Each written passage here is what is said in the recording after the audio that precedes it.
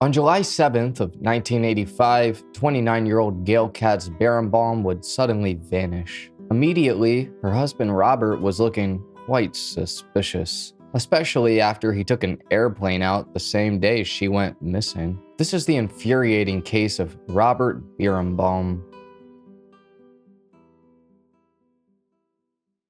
Hello, friend, and welcome to High Time Crime. My name's Joel, and on here I specialize in true crime and also just taking it one day at a time. I'm really trying hard to be patient. But today, we're going over the case of Robert Birenbaum and what he did to his wife, Gail. You're going to learn about a twisted plastic surgeon who also just so happened to know how to fly an airplane.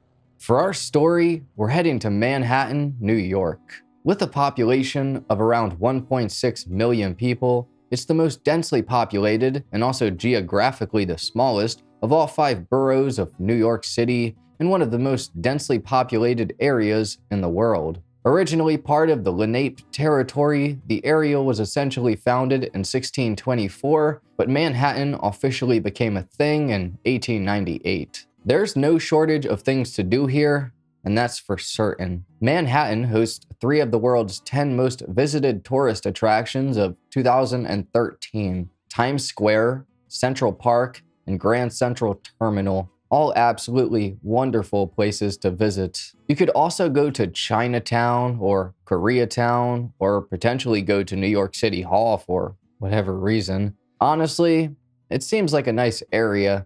But none of those cool places are the reason as to why we're in Manhattan today. Gail-Katz Bierenbaum was born on March 8th of 1956 to Sylvia and Emmanuel Leonard Katz. Her father was an advertising executive, while her mother was a stay-at-home mom. She also had a sister named Elaine, and they were pretty close. At the age of 9, Gail's family moved to New Jersey, and problems had started to arise. Gail was a straight-A student, but she struggled with low self-esteem and pretty bad depression. Emmanuel, her father, didn't really show her or her sister much affection, and he would constantly berate both of them and their mother. Him and Gail would get into arguments that would end with both of them not speaking for weeks at a time, even though they'd have dinner together or watch TV in the same room or even ride in the same car. Meanwhile, their mother Sylvia was constantly getting into arguments with both of her daughters. In 1973, Gail graduated high school and then attended the State University of New York at Albany. She started dating a guy around this time, but during her sophomore year in 1975, they broke up. This devastated Gail and really made her lose her interest in getting her education. She dropped out of school and began using drugs. She attempted the end game twice and was in and out of psychiatric hospitals, but continued to have outpatient therapy. Her parents had gotten into many arguments with her about the situation, and because they wanted her to finish school to be able to make a living and take care of herself. Sylvia specifically wanted Gail to marry a doctor, almost like she was seeing into the future or something. Kind of. But soon Gail decided to move to Manhattan and enter a dance program at New York University. She was a great dancer, but lacked self-confidence, and it wasn't really her calling. So once again, she dropped out and then decided to take a course in social work. She dropped out of that also, and then decided to go back around Albany. Here, Gail started dating some musicians and tried to become involved in music and choreography. Unfortunately, it didn't end up leading her anywhere, except to somewhere awful. Gail became friends with a band member whose name was Amanda. Amanda played the synthesizer and guitar, and she also wrote songs. Her and Gail had struck a very good friendship practically right away, and started talking about everything together. Gail didn't know whether she wanted to continue a creative life or go with the plan that her mother said, which was marrying a doctor. Gail started talking to her therapist about these topics, and her therapist agreed with her mother. Try and find a doctor and settle down. Every time Gail would date a new man, she would see this person as someone who could rescue her and save her from a life of failure. It wasn't long before she'd meet this, Man? One night, Gail and Amanda went out to a dance club in Albany. A young medical student walked up to Amanda, and the two of them hit it off right away. They'd actually end up getting married. This young medical student, however, had a friend that he went to school with. The friend's name? Robert Birenbaum. Robert was born on July 22nd of 1955 in Newark, New Jersey to Nettie and Dr. Marvin Birenbaum. One of Robert's first words was plain, which is creepy after you find out what happens later. Their family would move to West Orange, New Jersey, which is right around the corner from Newark, and here they'd live in a beautiful white house in a very nice neighborhood.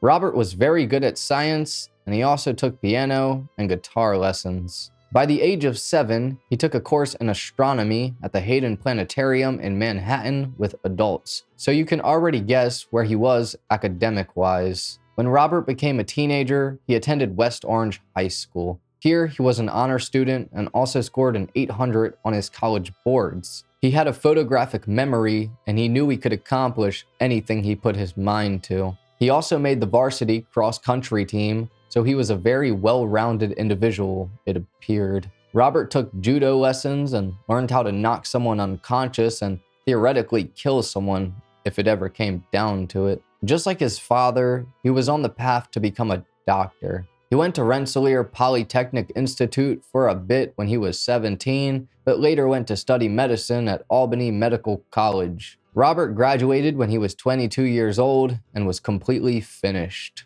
This was an 8-year course done in a 5-year period, and at the same time, he also got his license to pilot planes. He absolutely adored flying and wanted to be the first Jewish astronaut, so he began to try and make that happen. Robert applied to NASA as soon as he got out of med school, but they turned him down. So he went to study space medicine at the Johnson Space Center located in Texas. He was advised to learn all about the internal medicine because it would give him a better chance at making his dream come true. Robert would apply to NASA for the second time and yet again was turned down. This really hurt his ego and definitely made him feel some type of way. Somewhere around here, he was dating a girl named Marcy, and they were set to get married, but ended up breaking up. Robert was a very accomplished person, but he definitely had problems, specifically personality traits. By the time he began living in Manhattan, he was studying cardiothoracic surgery. This specializes in the heart, lungs, esophagus, and other organs in the chest. While still at school, he was friends with a guy who had recently just gotten married to a woman named Amanda. Well, one night, the three of them were having dinner, and Robert told them that he was lonely, and so he started talking about the type of girl he was looking for. Amanda had the perfect person in mind, and her name was Gail. Now, Robert and Gail got along pretty magically, or so it appeared. One of their first dates, Robert had taken Gail up in a plane for a ride over Manhattan. They described it as being beautiful, which I can imagine. Their relationship would continue to grow stronger. Gail started telling her family and friends that Robert was taking away all of her problems and depression. The two of them began hiking, biking, skiing, and it appeared like Gail was getting healthier. Her parents were very happy, and so were her friends. This seemed to be good for her.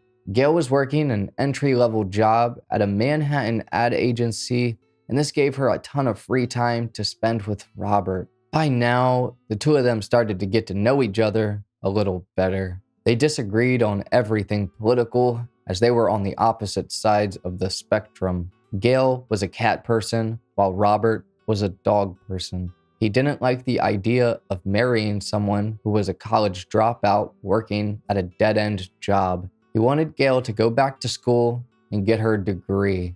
Around this period of time, Robert was under an absurd amount of stress. He was spending about 125 hours a week in a cardiovascular surgery program. Nonetheless, though, Robert seemed to be infatuated with Gail. He would look at her constantly with a huge grin on his face, and to the outside world, it appeared as if he was completely in love with her. Meanwhile, Gail, she had some serious doubts about her feelings for Bob. but she was still trying to make it work regardless. Robert hated the fact that Gail smoked, and so he warned her about lung cancer, heart disease, and wrinkles. This was something that the two of them argued about constantly, but Gail decided to give it up for him. Her parents were ecstatic that she was finally appearing happy, healthy, and she also found a doctor. Plus, they really liked Robert.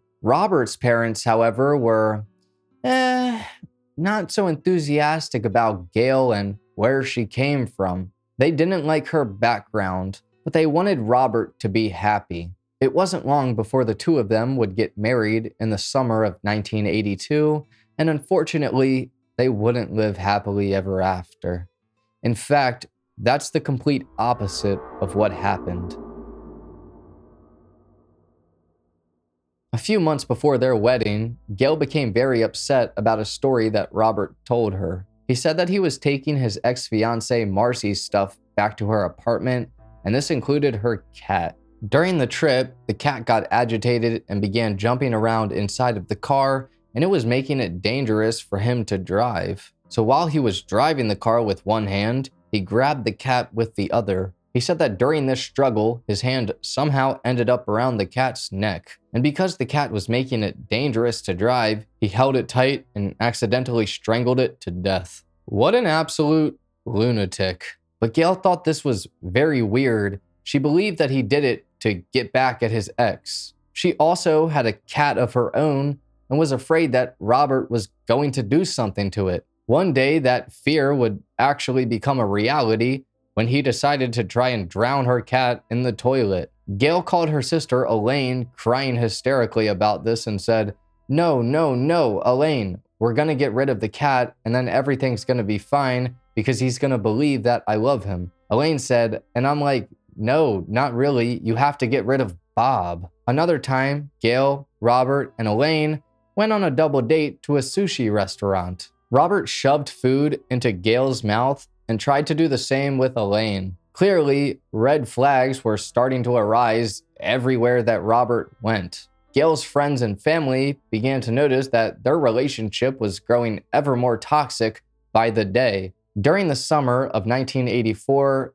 Gail began having an affair with a man named Anthony and also became close friends with a psychologist named Kenneth. One night, Robert caught Gail smoking on their balcony, and he choked her into unconsciousness. Gail reported the incident to the police, but unfortunately, nothing came of it. She convinced Robert to see a therapist because of this situation, and so he did. Well, that therapist ended up writing Gail a letter suggesting that she get out of that relationship as fast as possible because Robert might end up killing her. In 1985, she was planning on leaving him, but she kept brushing it off.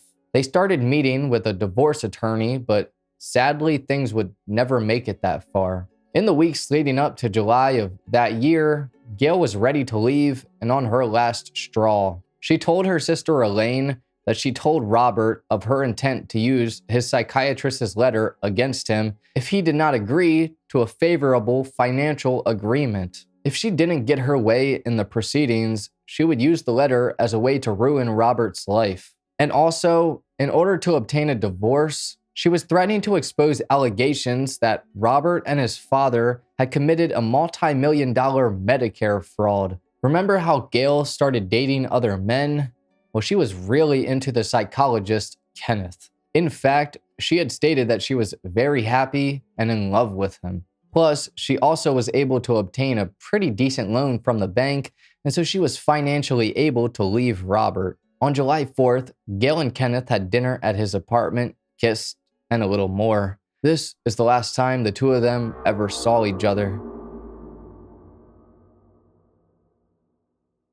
On the morning of July 7th of 1985, neighbors of Robert and Gail's heard them arguing. This was a regular thing, so to this, they weren't really surprised. They heard Gail tell Robert that he was pathetic and told him all about the affairs that she's been having. She then threatened to call the police if Robert didn't meet her demands. Then all of a sudden, there was a loud bang, followed by silence. About an hour would pass, and a friend of Gail's called her to ask her why her and Robert hadn't come to her party that she had the night before. Robert answered her phone and said that Gail wasn't there and that he'd have to have her call the friend back. Around 3:30 p.m., Robert left the apartment and carried a large duffel bag to his car. A little bit before 4:30, he arrived at the Caldwell Airport in New Jersey and logged in a 4:30 to 6:30 slot. He then rented an airplane, took it out, flew over the Atlantic Ocean, and arrived back to the airport at 6:25. Next, Robert went to his sister's house to attend his nephew's birthday party. He arrived without Gail, and she was expected to be there. Robert explained to anyone who asked where she was that she had gone out earlier in the day and had not returned to come to the party with him. Robert had a really good friend named Scott Baranoff, and so he decided to stop by his house after leaving his nephew's party. Scott wasn't home, but his parents were, and so Robert decided to stay. When Scott arrived home at around 9 p.m., he was surprised to find Robert there and said that he appeared distraught. Robert told Scott that him and Gail got into an argument and said she left the house but hadn't returned yet. He said that he was worried, and he then tried calling their apartment to see if Gail would pick up. Robert then went home to his apartment in Manhattan at around 11:30 p.m. The next day, he started calling Gail's friends and family in order to try and do some damage control. He started talking about how she was again and yada yada. He was obviously lying. It wasn't long before the investigators started to look into Robert and who he was. Robert never told anyone that he took an airplane out on the same day that Gail went missing. Investigators found out that he doctored the flight log on July 7th to make it look like he flew the next day on July 8th. They theorized that he killed his wife and then threw her body into the Atlantic Ocean. The only problem was, without a body, they didn't have enough evidence to pursue charges against him. Robert would then be allowed to walk free and go live a normal life. He ended up getting remarried twice, moved a few times, and even had a baby girl. He built a thriving medical practice and devoted time to charity. He became a prominent plastic surgeon and was known to be very helpful. It appeared as if he was an actual good person, that he'd never be caught. I mean, that's certainly how it looked. However, everything would change in 1998 when the case was reopened and the investigators finally felt like they had enough evidence. The evidence was very scarce though.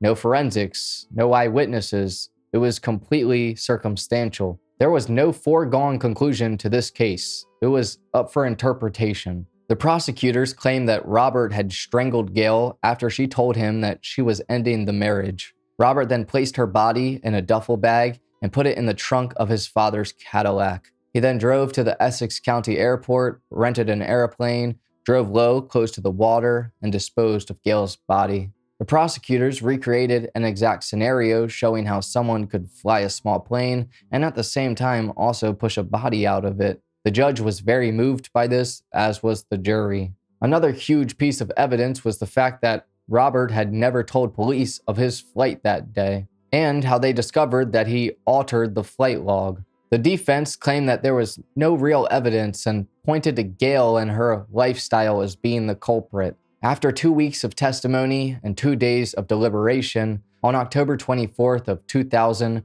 the jury found Robert Birenbaum guilty of second-degree murder. On November 30th of this same year, Judge Leslie Crocker Snyder sentenced Robert to 20 years to life, but this isn't exactly where the story ends. For years, Robert maintained his innocence, claiming that he had no idea what happened to Gail, but this would all change in December of 2020 during a parole hearing. Robert finally confessed to what he did. He said that he wanted Gail to stop yelling at him, and so he attacked her.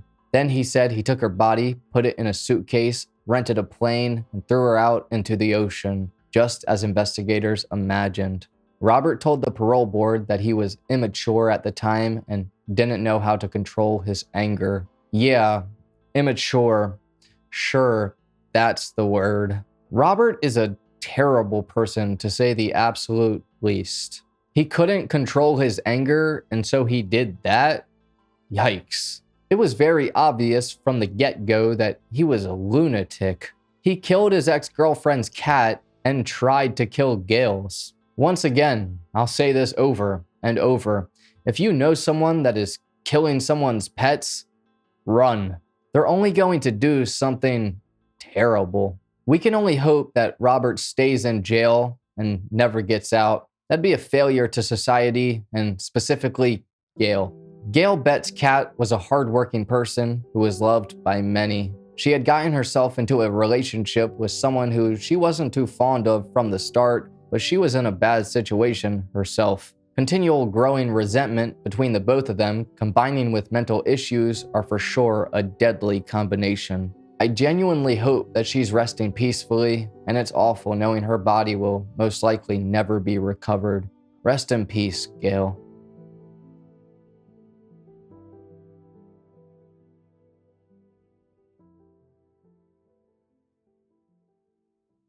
But anyways, thank you for watching this episode of High Time Crime. If true crime is your thing, then please subscribe and hit the like button because that's all we do. I also have a second account with my brother named Horrifying, where we tell stories about everything paranormal. This includes true crime, mysteries, and things that are just downright spooky. I'd greatly appreciate if you subscribe to that too. I hope you have a great rest of your day. Take care, friend.